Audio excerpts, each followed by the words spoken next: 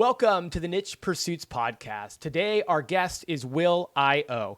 Will joins us to talk about the buying and selling of websites that he has been doing over the last couple of years. He's got a really cool story. He was running a teaching business of sorts when COVID hit and his in-person model no longer worked. He had to pivot. And in that pivot process, he built out a website and moved all of his education and courses online. Well, he ended up selling that business last year for 6 figures, and that provided the launching pad for what he does now. Right now, he's buying and selling different websites, and he comes on to talk about how he's doing that. I think there's a lot of really great value that Will shares. He has this ability to find some really amazing deals on websites, and he talks about how he goes about looking for websites and what he's looking for when he buys them. He talks about the arbitrage he's able to do, the low-hanging fruit he goes after, and how he's able to quickly turn these websites he buys into little engines that are making more money. He gives a lot of clues as to some of the stuff he turns to, like info products and email lists. We talk about that. He grows these sites and then looks to go on and sell them. So he's had another site that he sold earlier this year. He bought that one for about $5,000 last year and sold it for over $80,000. And so anyways, he just kind of walks us through the different approaches he takes. And I think it's really interesting because he's the first to admit it. Like, with a lot of the fact that AI has created trepidation in the online world, he's basically taking advantage of that. And he's walking us through how he's taking advantage of that by buying sites that people are kind of looking to offload, aren't interested anymore, or maybe they're getting rid of because they're changing direction. He's going in, grabbing those and then turning those into cash centers and then flipping them on and selling them. We do talk throughout the podcast about why he sells versus holds. And so I think that if you have a website or several websites, you're thinking about, should I sell, should I not sell? He shares his thoughts on that too. I know I wrestle with that with some of the sites I own, so it's good to hear his perspective. All in all, really good interview. I hope you enjoy it and get something out of it. Before we jump into the podcast, I wanted to let you know that today's episode is sponsored by Search Intelligence. Here's a short clip of Ferry from Search Intelligence showing you how their agency built digital PR links to a client's website. This campaign got us big links in websites such as Lifehacker, Wales Online, Daily Record, and about 20 other news websites. Let me show you how we've done it. We knew that people will be flying a lot this summer, and we knew that journalists will be writing about this topic a lot. So, on behalf of our client, we put together a nice guide about how to fall asleep on the plane. Then we use MuckRack to find journalists who write about travel. Then we put our advice in a nice email and send the tips to the journalists. Within just a few days, the links started landing, securing our client natural placements in really big websites, just like this, and this. This is a great example about how you can leverage seasonal trends to earn links to a website. Anticipate what journalists want to write about at all times and give them the stories that they need. They will reward you with some great, juicy links. I hope this is helpful. If you want similar link building PR campaigns for your website, head to search-intelligence.co.uk and get in touch with them now.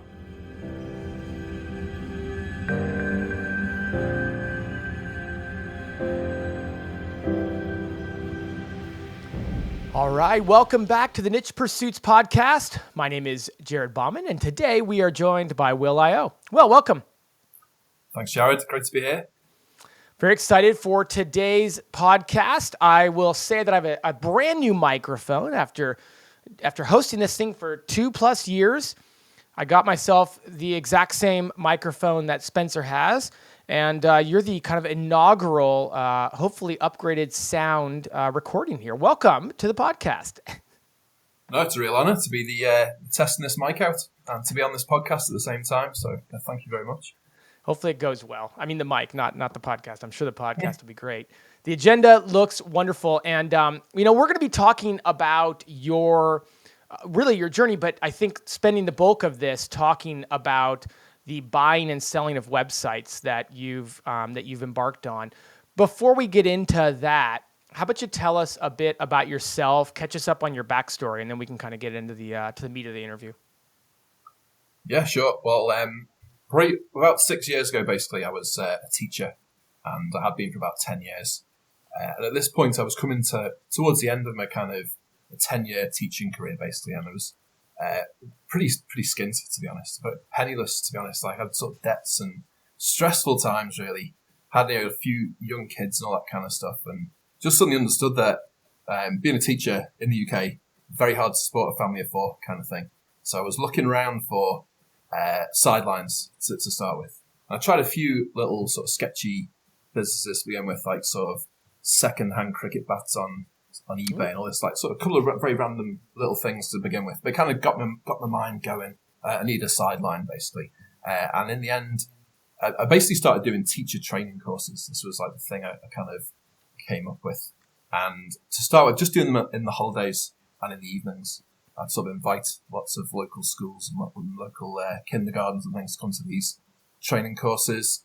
And over about a year process, I went from being like a full-time teacher to kind of, in the end, going full-time with the training courses, which was a big process. Like, it was a big, painful year doing both side by side. But in the end, it was all good. I was out. This is about 5 years ago now, and I was out on my own with a kind of info product course, basically. It was basically just me going around doing training courses. So for the next 2 years, that's what I was doing. I was doing real life courses. I tried to make them as fun as possible. They're a bit like sort of hen party style, kind of trying to make it, like real life, get everyone up doing all these teacher training, fun activities for the kids and stuff. Great fun. It was like driving around the UK, doing all this kind of stuff. And at this point, I was a total sort of noob with technology, to be honest. It was proper baptism by fire doing this. I was trying to kind of, advertise the business.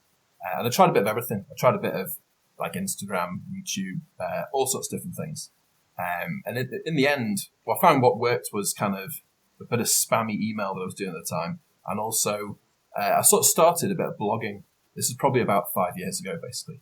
And to start with, it was just a sideline. For the first couple of years, setting up the blog, it was very much the kind of the side gig, and the real life training was the main way of making money.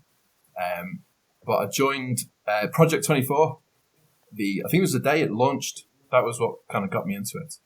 And I sort of liked blogging from the start, much more than the other forms of social media. I liked the way it was kind of like there for a long time. Whereas other social media, like Facebook and stuff, you can't put something up and it's kind of gone. But blogging, it was like, exciting times. It was there and people were reading it in years to come, kind of thing. But even then, I was driving around all over the place. It was very much a sideline. Then, basically, COVID arrived, and I was kind of in a total bubble at that point. I hadn't even heard of COVID. Like the week everything like shut down, kind of thing. I wasn't really watching the news or anything, and I had to like 100% shut down the training business, kind of thing. Wow. Which is, the devastating thing after building this thing up for a couple of years and getting out teaching all that sort of stuff. Just had to shut. It's a heartbreaking thing. And at the same time, we just sold our house as well. We actually moved out of our house the day that Boris Johnson, came on the news and did like the kind of crazy sort of speech about can't go to work and all that kind of stuff. It was grim times. So I was basically at this point stuck at home, no income, 3 kids now at home, trying to like homeschool and all that kind of stuff. And it was a bit like I've had a bit of a sideline now with the blog and all that kind of stuff, but now it's got to do something online. So that was the turning point, really. It was another painful moment, but it focused my mind. I've got to go online, kind of thing. So for a few months, it was all kind of panic stations. I was to start with, I just wrote lots and lots of blogs. Probably wrote at least 60 in the first month for about like teacher training style stuff. It was also education based blogs. I was trying to do at least two or three a day, 2,000 word blog posts. It was almost like a bit of a panic to start with. Then I started thinking of other ways of kind of branching out. And in the end, I started training. Like started filming the training courses I've been doing, the teacher training courses. Started filming them at home, basically, with my sort of 8-year-old son as a cameraman, that kind of stuff. And then tried to build a bit of an email list and all that kind of thing. And I started trying to sell those, basically. I also wrote a book in the lockdown as well, like a sort of teacher training book. And tried to sell a bit of that. I was just having a go at everything basically and trying to get it all working online. It took quite a while. The blog it only really took off the blogging side of things probably about a year after that, I'd say. Because I didn't really know what I was doing at the time, but I sort of lay a sort of foundation of, a couple of hundred blogs and pretty much just left it then. And it took a long time to rank kind of thing. But then when they were ranking later on, 6 months, a year down the line, it was very exciting. And it started, generating money by itself. But the bulk of the revenue then was coming through the online training courses, basically. And then I probably ran it like that for probably about 2 years. I got a bit more tech savvy over that period, learned more about SEO. I was always quite interested in SEO, really, from about the last sort of 5 years or so. Even when I was driving around to the training courses and things in the past, I'd be listening to sort of podcast, like your own podcast, for example, or whatever. So it was more like Spencer back in the day, and the Income School podcast and all this kind of stuff. And just, I always sort of imagined I was going to go online, but it took some drastic events really to take it properly online. Anyway, then I sort of ran that business for about 2 years, I think 18 months, 2 years in its online form, and it was still growing. The blog was growing, the training courses, selling those, all that kind of stuff. But in the end, I sold that about 10 months ago now. Sold that, and so yeah. I wanted to ask about the idea that in essence, COVID was a huge block for you because you were doing so much in-person training. But at the same time, I've got to imagine that a lot of people, when COVID hit, were craving for resources to educate online, to educate from home. Like, how much of an impact did that have, whether it was on direct traffic, whether it was on, did you get a lot of traffic from that? I know you said that it took a while for the SEO to kick off, but I'm just curious, how much did that impact of everybody going online for a period of time to educate, have on what you had? There was definitely a huge demand from the schools for online training. Because certainly in the UK, schools have to do training of some sort. It's kind of like a requirement. And with before COVID, it was all face-to-face. And so there wasn't really any way of doing training, basically.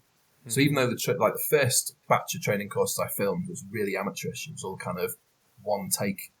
I didn't know no editing skills or anything like that, just like my son filming it kind of thing.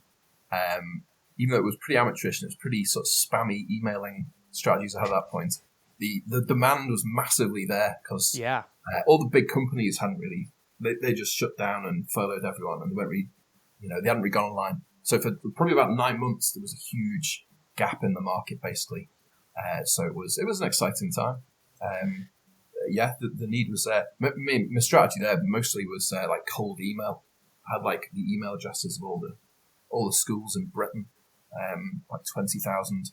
And I just used to kind of just email them all in different areas for these. Not I don't even know that would work now. It worked then before. It was less aggressive sort of spam filters and stuff back in the day.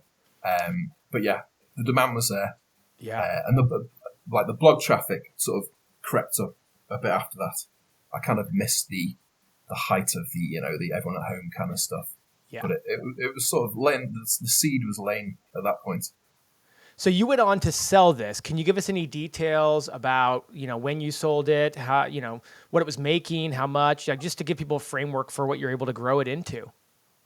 Yep. I sold it. I think it was about 10 months ago. And okay.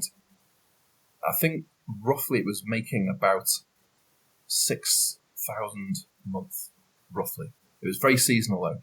That was, there was some months where it wouldn't make much at all, like the summer holidays, for example. Makes sense. No teacher training courses getting sold, or Christmas.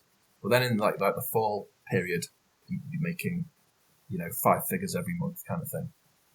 It was, but like the last year, like the last 12 months when I sold it, it was making about half from ads through Mediavine and half through the online course sales. And yeah, it's probably making about 3,000 averaged over the two. Those are and a little bit of books as well. So I wrote like a couple of books now and then. They were linked to the courses, and that was probably making maybe $500 or so out of those. And so it's sold, I think it was about 30x multiple. It wasn't like one of these massive multiples, like a 50 or anything like that. It was about 30. I think it was sort of 160,000. Oh yeah. Okay. Well, I was going to say it must have been a six-figure exit then, and sounds like that's exactly. A happy day. It was a happy day. Congratulations. Oh, thank you. It was a bit sad to see it go. It had been like my little baby. I'd kind of nurtured from, all like walking to school, thinking I need to do something, and have all these like dreams of what could this business be, kind of thing. But it was sad. But I had done so much. I'd done like 15 years in education at that point, either teaching or training. So I felt like I was kind of going a bit out of education in a way, if that makes sense. Well, let me ask you one more question on that business, and I know we got a lot in front of us that I want to talk to you about, but just out of curiosity, what was the reason for you to sell it? And I think this is a question I ask a lot because a lot of people are always wrestling with maybe a project they have that's going really well. Do they sell it or do they keep growing it? Perhaps a project that they've lost interest in. Should they just hold it and cash flow it, or should they sell it because they're not as interested? So I just always like to hear from people why they choose to sell, what arguably is a very successful brand that you had. No, absolutely, yeah. I was getting into a bit of Mush Feek and stuff at the time, like the website flips kind of stuff. I've been a big fan of him for about 18 months, and I thought about selling it for a bit. It was, I suppose, the allure of having all that money in one go is quite exciting, and it's all that kind of emptying up of your time as well, and kind of de-risking as well to an extent. It was quite diversified in fairness, but that kind of de-risking element. I had a couple of other businesses going at that point as well, because I'd started a couple of other sites within the sort of 18 months or so up to selling it, and also I think I bought one at that point as well. So there was at least 4 things in the frying pan. Though the education business was the biggest one, kind of thing. But it just felt like a good time to kind of go more kind of purely. Sort of more purely blogging as well, I think, because like the info products, it was I was kind of running 4 sites, but the other 3 were very similar. They were just like blog driven, whereas the education business was kind of a blog, but it was info products, and it was like an email list. It was like lots of things happening at the same time, kind of thing. So it seemed like a good time to streamline. It's a huge process of thinking about it. I was probably spent like a couple of months thinking whether I should do this or not, kind of thing. As I have done about any other sales previously as well, it's all like it's a painful process thinking, should you sell or hold? But I'm much more in the selling camp these days, just kind of getting the cash in the bank, and kind of that kind of fear factor of some disaster around the corner is kind of reduced, if you know what I mean. It's great to hear your perspective. Like I said, it's a challenge. It's a challenge to figure out. I feel like I would spend a couple months belaboring over it. I have a couple of my sites myself. I'm always considering, thinking about one way or the other. And that makes a lot of sense. You already had a couple other projects going, which now that I can see, ahead and into the future here with the agenda we have today, that was really where a lot of this started. Why don't you let us know where things are at right now? And then we'll work to kind of unpack and learn a lot of the tips you have for kind of buying and selling sites. Like, how many sites do you have right now?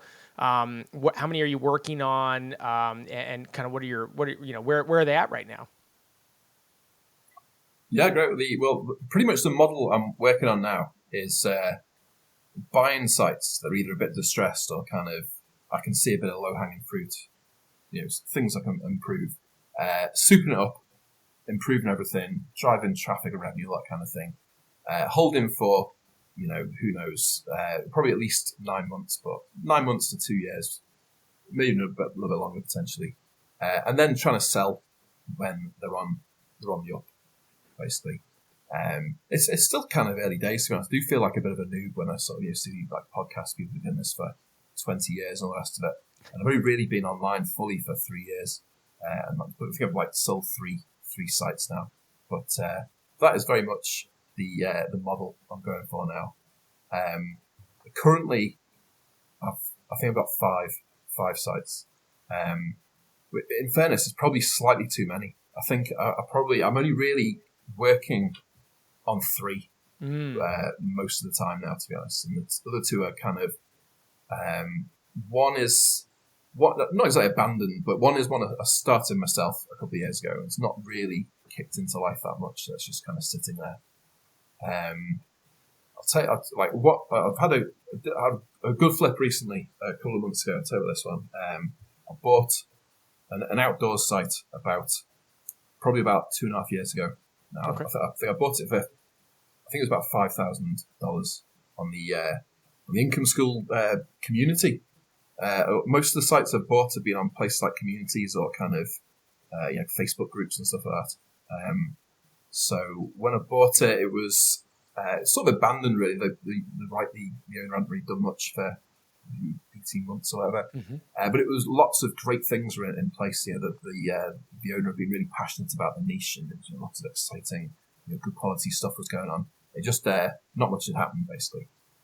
So basically, it's a 2-year process of kind of souping it up, improving the EAT kind of stuff.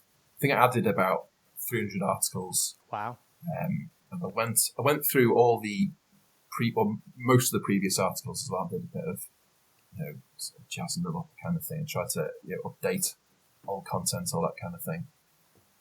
Fixed a few of the few issues with stuff like lots of orphan posts and just a bit of SEO stuff like that. And sold it just Easter, just gone. That went for, I think it was $82,000, that one. And again, it was a bit sad to see it go because it had grown really nicely. And it was another kind of bomber. I was thinking for like a couple of weeks, I could grow this into some kind of monster in the future. Hold it for the next 2 years and create some kind of super site. But I'm feeling quite sort of cautious. Just having probably, I know it's because of being like quite skint and penniless for a long time in the past. Kind of value the kind of I'm not really looking to make millions. I would rather have the cash in the bank and less of the risk of some horrific algorithm hit or any of that kind of nonsense happening.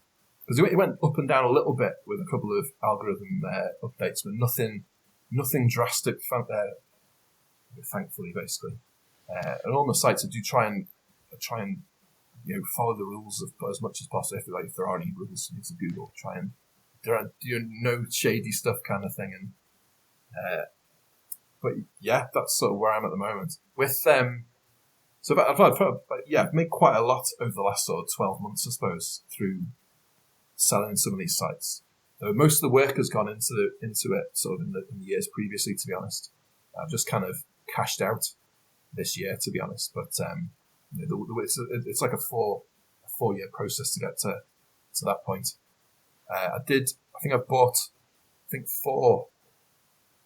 bought 4 new sites since selling those 2 larger ones. So I bought like a tech site off Flipper, a travel one. I bought one off Motion Invest, actually. It was very exciting. That's probably my favourite site, like a gardening site with a real gardening enthusiast, hobbyist has sold that one. So yeah, that's kind of where I'm up to. As I say, focusing on three sites predominantly, but another couple sort of in the background as well. Let's get into the process you use to evaluate sites for purchase because, like speaking of Motion Invest, I mean, there's an email that goes out, I think, every day, right? And there's 2, 3, 4, 5. There's Flippa, there's private marketplaces, there's the bigger places like Empire and Effie. There's no shortage of sites for sale, right? So, how do you determine which sites to buy? You mentioned a little bit, you're looking for low-hanging fruit, you're looking for kind of depressed. Can you go into maybe some more tactical things that you're actually looking for when you evaluate them? Yeah, definitely. Probably these days, backlinks and domain authority is my number one, because that is something I've never really done much of actively. And so if we can get a domain or a site that's got lots of backlinks and a bit of juice and power, that is very exciting. Even not much else is happening, even if not much traffic or money being generated, if it's got like a powerful base That's very exciting because I think I can normally do some of that. I try and avoid super competitive niches now. I've had a couple of sites that have not really worked, like one in pets that just was a bit of a hard fail, to be honest. So I try and, if it's a slightly more unusual niche or something a bit kind of out of the ordinary, that's great as well. Those are probably the two biggies: backlinks and the niche, basically. If it's probably from a traffic perspective, like in a perfect world, if the traffic is going up, that's a fabulous thing. In reality, that's not always the case. Right. So those sites do get the biggest multiples, really. It's the healthiest time to buy a site when the traffic's going up. So as long as the traffic's not sort of dying hard or getting hit by multiple algorithms and things like that, as long as it's reasonably steady, I'm normally sort of okay with that.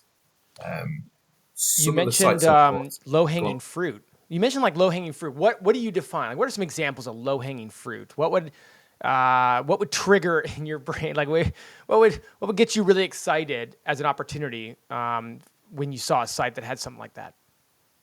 Yeah, great. Ads is a big one. I'm with AdThrive, Raptive now. I've got one site that's over 100,000 page views, so I can onboard sites from 30,000 page views onto Raptive, basically.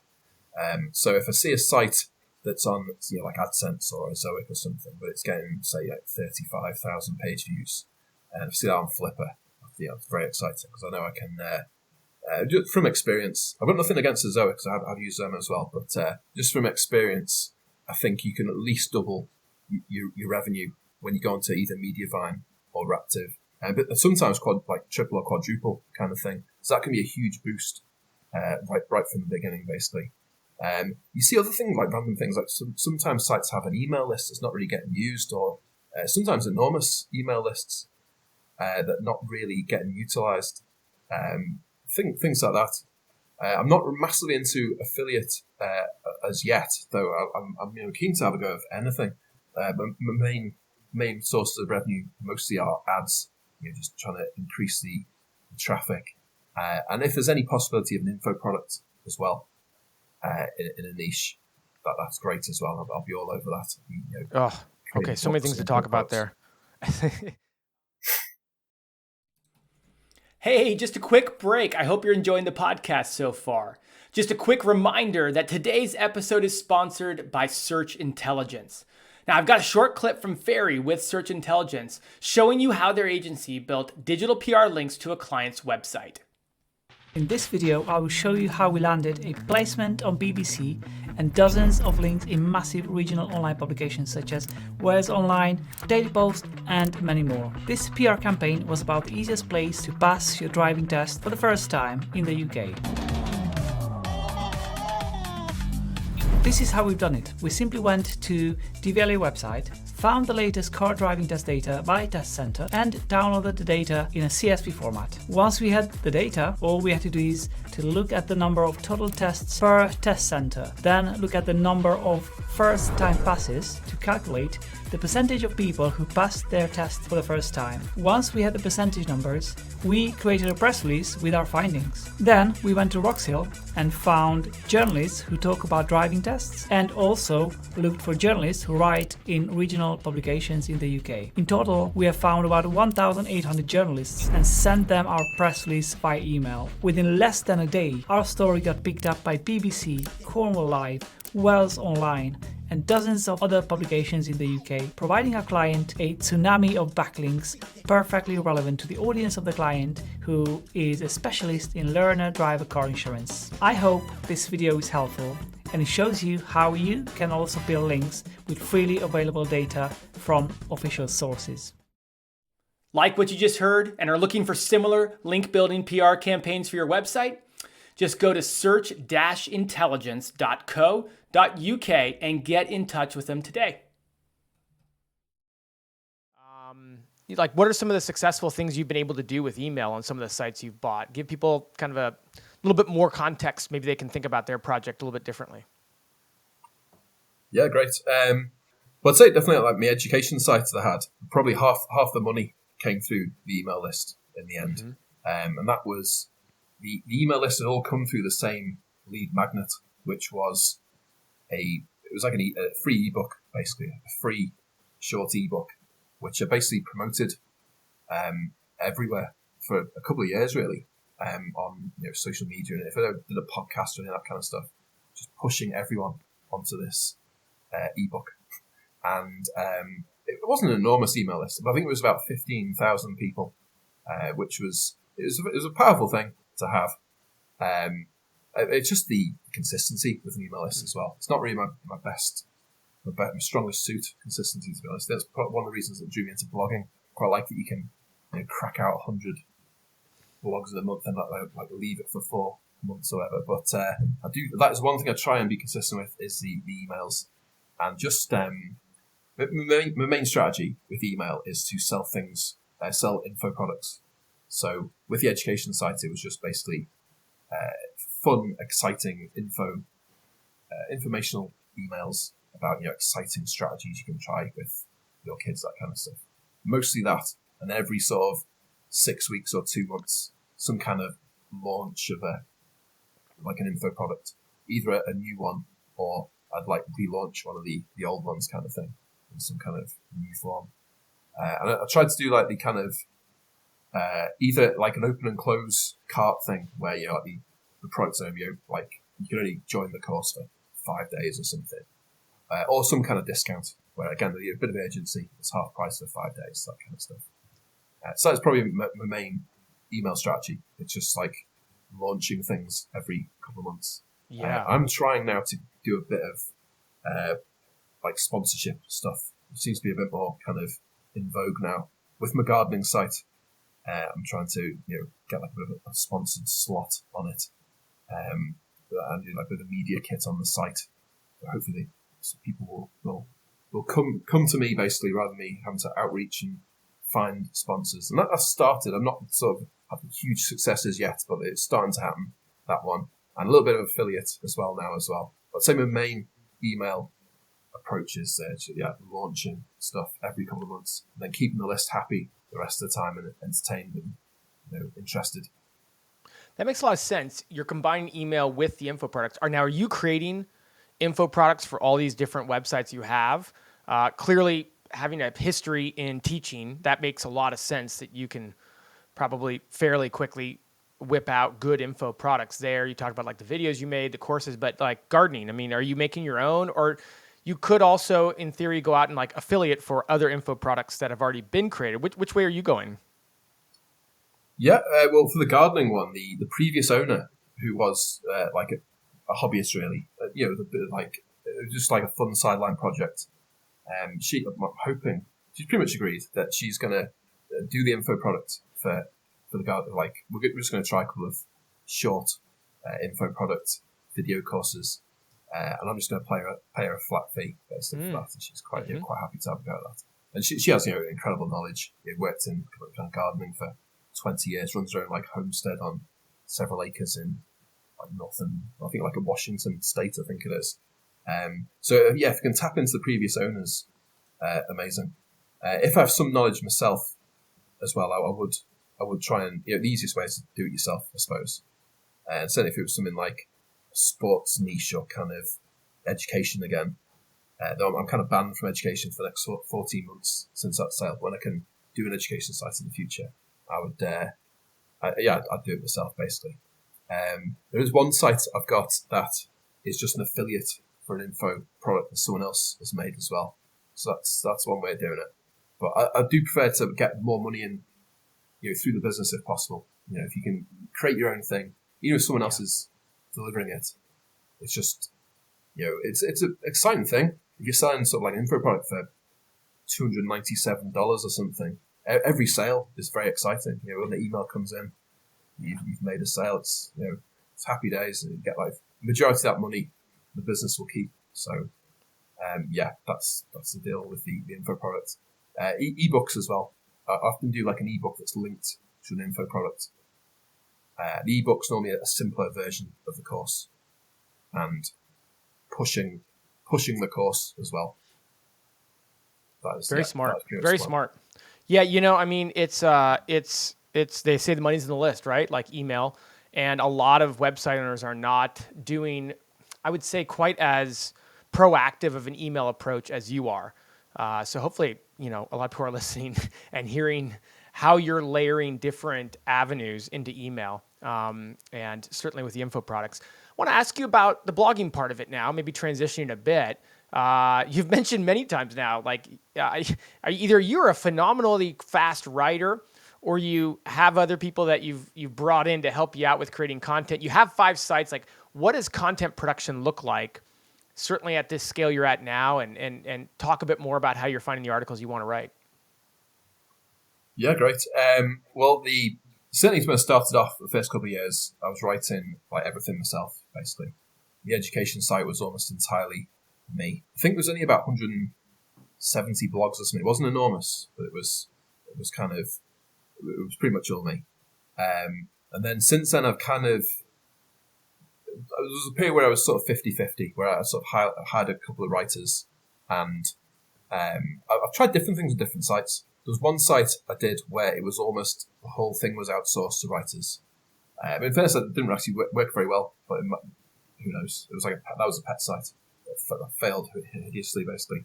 But it might have been the writing that was a problem. But I do try and write at least some articles myself for every site now. I think it's quite good to get into the headspace of what it's about. Even if you're not really an expert, which I'm not really in a couple of these things, but I think just getting your head round what it's about is good. For the outdoors site, I think I wrote about 100 articles on that and outsourced 200, that kind of thing. And that's sort of the ratio I'm at now. I am still trying to write at least one or 2 blogs a day, but also outsourcing. I'm trying to do four blogs, upload 4 blogs per working day these days, if that makes sense. So I'm actually uploading to 4 sites, 20 blogs a month.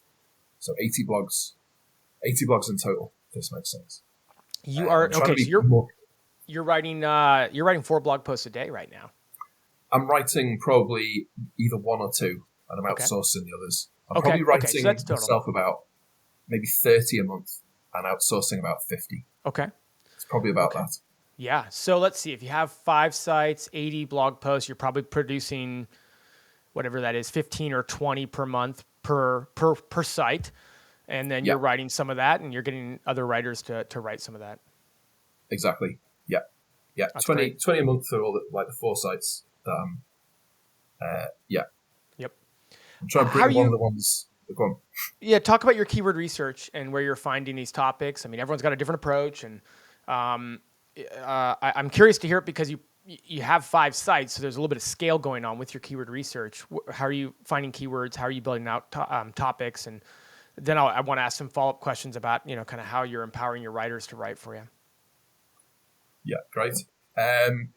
These days, I'm trying to keep everything a bit tighter in silos and clusters, much more than ever before. Certainly over the last year or so. The sites haven't worked very well. I think it's because it's been too broad. So I'm trying to really go for it. If I find the topic that's working, I'll write lots and lots of things about that and try and get a bit more power in that topic, basically. For the sites that I buy, my keyword strategy is basically looking at what's working, what are the top 10 or 20 posts. If there's some sort of pattern between them, great. If there's 4 posts that are very similar, all about the same thing, happy days, that's the one to go for. And just create a silo around that those topics, basically. Very, very simple sort of keyword strategy. I'd say I'd normally just use alphabet soup and the keywords everywhere extension, basically. And I just I do try and go for low competition stuff most of the time, unless a site is getting quite powerful. Like my education site towards the end was a bit more of a beast, and he could attack these more competitive terms kind of thing. Mm-hmm. But the ones I'm working with now are not really like that. So it's more kind of low competition. If I can find something that no one's written anything about at all, happy days. That's straight away I'll be all over that. But even if it's Quora, all that kind of stuff, would be forums popping up at the top of the SERPs. I'll be writing that as well. And I do try and I've gone shorter with my content now. I was writing 2,500 words, the education site, and the outdoors one. It was all long. But now I'm trying to go shorter, like 800,000 words. More blogs, but shorter, and like tightly clustered, basically. And yeah, that's basically similar guidelines to give to the writers. Try and, there's a framework I send out to the writers, just stuff like, super short intro, trying to get your reader's attention, give the answer as much as possible straight away. If there's a specific question that's been asked about the blog post, answer it immediately, and then just tell them exactly what they're going to get out of the blog post, and just get straight into it. Basically, I try and split them all up, all the blogs as much as possible. Loads of subheadings, loads of snappy 1 or 2 sentence paragraphs, loads of quotes and tables, all that kind of stuff. Some sites have taken all the photos. The education site was 100% original photos, which I was very proud of. But having said that, some of the sites I've got now, I'm just doing mostly stock photos, to be honest, just because it's just the scale of it. But in an ideal world, original photos would be great. And yeah, that's in a nutshell. That's pretty much it. Are you have you started doing any backlink building? I know you mentioned you try to find sites that already have a good base of backlinks, so you don't have to kind of navigate into that. But at the same time, have you kind of dipped your toe in yet, or still just buying sites and relying on what they already have to be their backlinks? Yeah, to be honest, that is mostly relying on what's come before. To be honest, I've done a little bit of attempted like PR style link building on the outdoors site. I wrote a few articles that were kind of one was about Rishi Sunak, for example, linked to the niche, and it was like sort of things that I thought were like quite newsworthy, and tried sort of emailing them to newspapers and that kind of stuff. They got a couple of links, nothing massive to write home about. At the moment, it's very much just organic links. But even better, if you can find a site with loads of links already, that is the one area that I find, not a massive backlink expert. So if I can avoid that, then great. I do find it a bit of a mystery. Like one of the sites I've got now, the gardening one, is very powerful. It has like a DR of about 50, which is exciting stuff. Whereas another one has about a DR of about 9. But I found if you write on the DR9 one, if you write all the topics in a very similar way, and it's all kind of closely interlinked and stuff, it seems to rank really well. So I do find it all a bit of a mystery, the backlink stuff. But some sites seem to work better than others as well. I've had sites where technically the DR is more powerful, but nothing is really happening. Nothing's ranking at all. And then others just seem to kind of rank. So yeah, it's as much an art as a science, I think, SEO. In my experience, anyway, it's just kind of getting a feel for if something is working, just go all in on that and just don't question it too much. And if something's not working, sometimes just seem to kind of abandon stuff. One thing I will say is that your consistency is to be admired. Like you're showing up and writing and publishing, it seems like very consistently, and that's got to play a part to some degree in your success because you keep feeding, at least the sites you're actively working on, you keep feeding them with content. So let me ask you about that. So, let's take maybe a bird's eye view of where things are at right now. I'm curious with the 4 or 5 sites you're working on, maybe anything you can share about where they're at and, in terms of revenue or page views or growth or anything like that. Yeah, great. Probably the biggest site I've got at the moment is making about $2,000 a month, I think. My income actually over the last sort of few months has probably been much lower than in previous years. Basically, just kind of sold everything off in a way. But I feel like I've put the money into assets and sort of growing them again, as well as managing to keep a lot of the money as well, which is good. So the tech site. I think when I bought it for about 17,000, just around Easter time. It was. I think it was a bit of a steal. It was making about probably about 1,500 then on Mediavine ads. So it was very low, probably like 11 multiple or something. Yeah. I think the seller was very keen to get rid for various reasons. I think he had like an enormous site, like some kind of travel site that had like 1 million page views or something. He was just he just wanted to focus. So that's growing quite nicely in a few months, and it's probably making maybe 2,000-ish on Raptive ads. But I'm sort of in the process now of monetizing it a bit more, getting bit of a tech support line is the dream of this one. It's not actually happened yet, but kind of pushing people to this tech support line, a bit of affiliates, that kind of thing. But it kind of in its early days, but a lot of sort of technical improvements have been made on that site. I think that hopefully will work. Gardening site as well. Bought on Motion Invest. I think I bought that for about 11,000, I think. And that's making similar now. It's making about 2,000 a month, about 1,500 on Raptive through the ads, and a bit of like historic affiliate, the like old affiliate. There's a few sort of pages that have good affiliate stuff on them that have kind of been brought back to life with a bit more traffic, kind of thing, as well as quite a good email list on that site as well. So yeah, and there's a couple more sites I'm working on that are currently on Azoic. I'm trying to really get them up onto sort of those Raptive levels as well. So that's kind of, they are more in their infancy, these sites, than the two that have kind of offloaded in the last 12 months. Well, I was going to say, I mean, you have this track record. The first one, the teaching brand, like you started that yourself and grew it yourself.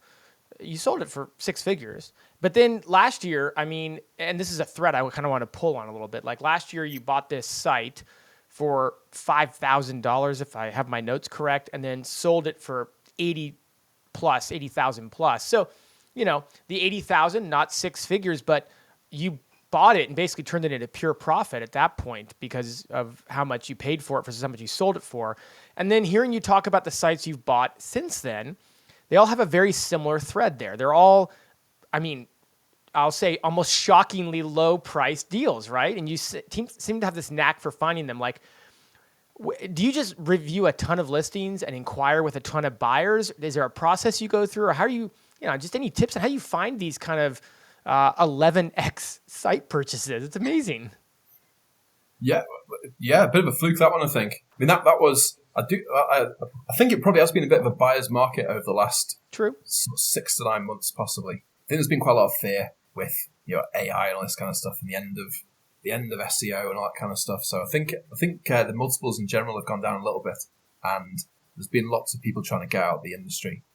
So that's definitely helped. I've seen that on Twitter as well. I've seen a few guys that have been buying a lot of things recently, like a lot of sites, just because this process is happening. But I think it's just sort of scouting around on these sites. Really, I think flipper auctions are definitely the number one place to look, especially when you're in the last sort of few hours and you can see there's nothing much happened on the site, but it looks pretty good. Some of the brokers as well, you do sometimes get things that are on there for a long time, and the price reduces a lot. It might be on for like 3 or 4 months. So I'm always on the lookout for a bit of a bargain like that, to be honest. I think the bonus actually of I've bought a couple of sites on the Incan School community, and people put them up on there. And I think if you're on there, there's not much competition really, because like you're probably the only buyer interested for a lot of them. So getting a bit of a bargain is a possibility. Having said that, like if I saw a site that even if it was like a high multiple, if I knew I could change its fortunes around quickly, I would still go for it, even if it was like a 40x or something. If I could see that it was quality, I knew what I could do with it. It just sort of fits in your kind of blueprint of what I know I can do, kind of thing. So yeah, that's pretty much it. For the selling side of things as well, I think just from experience, I think it is easier to sell probably just below 100k is me thinking on this. I think you go over 100k, like definitely the buyer pool is smaller, and it's a bit more of a process involved. You have to meet the buyers, a few Zoom calls, negotiations. So from education side, there was quite a lot of negotiating went on, and I probably got pretty pummeled in the negotiations, to be honest, in hindsight. But I think for lower price sites, it's not too bad. Under 50k, you do see them go quite quick sometimes. Certainly, 50k to 100k. And following Mushfiq as well, he's big on this these days, I think, as well.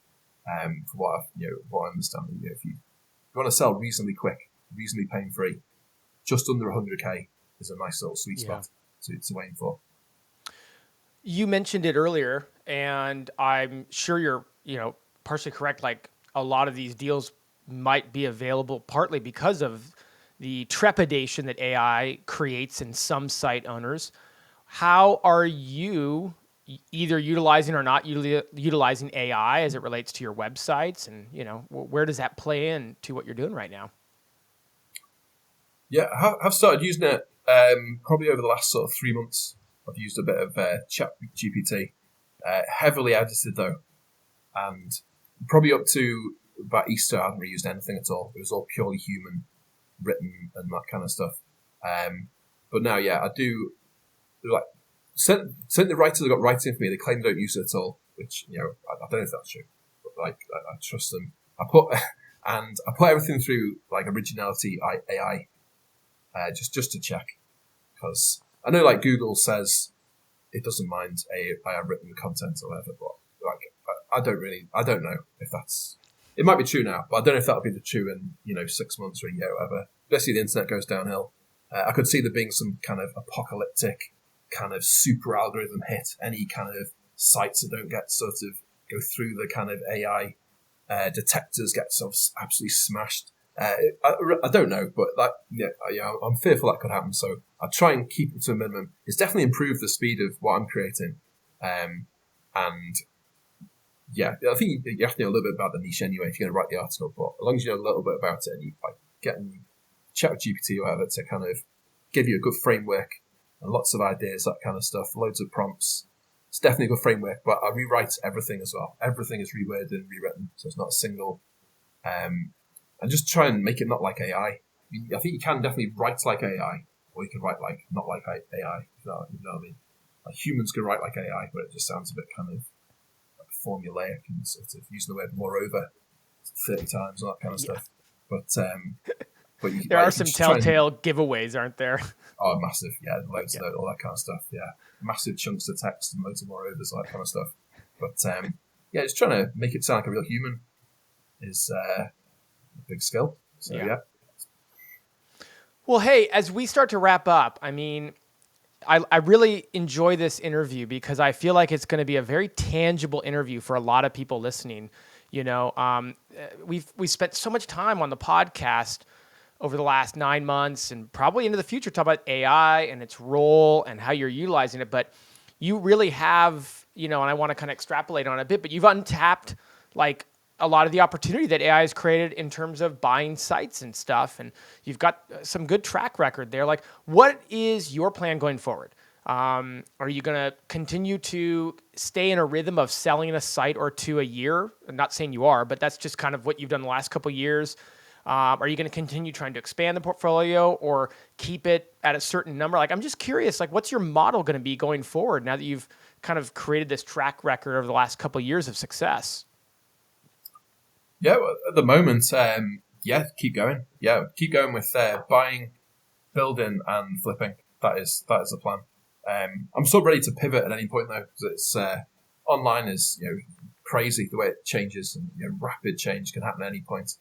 So I'm sort of ready now for having already sort of pivoted a couple of times, very violently over the last couple of years. I'm ready to potentially do that again.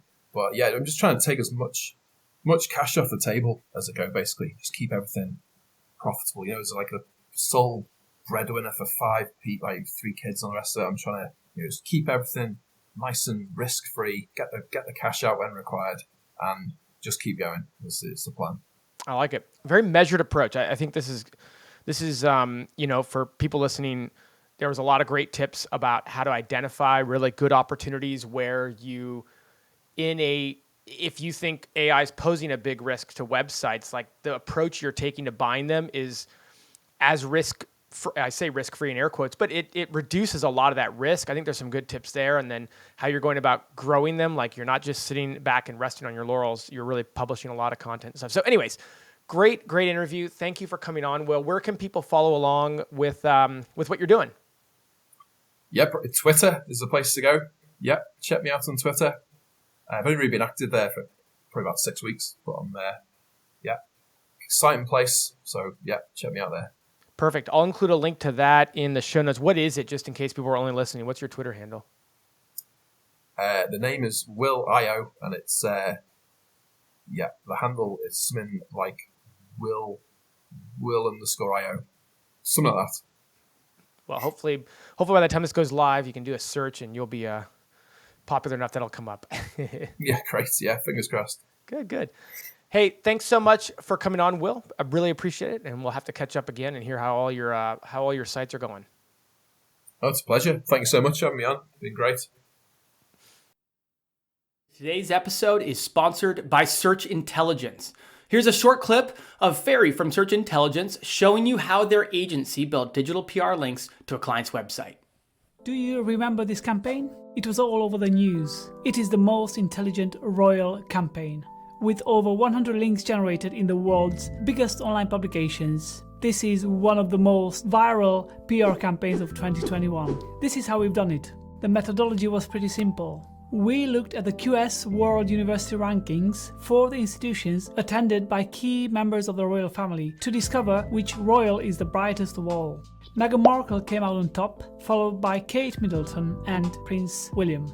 We put these findings in a press release and sent it to mainstream media and journalists who write about royals. From Russia to the UK, the US, Vietnam and Japan, this story got massive coverage, landing over 100 links and created a massive buzz on social media.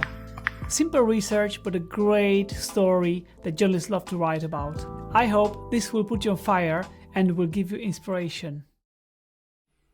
Thanks for joining us today on the podcast. Just a final reminder that it was brought to you by Search Intelligence.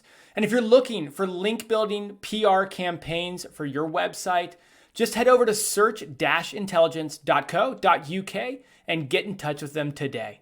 Cheers.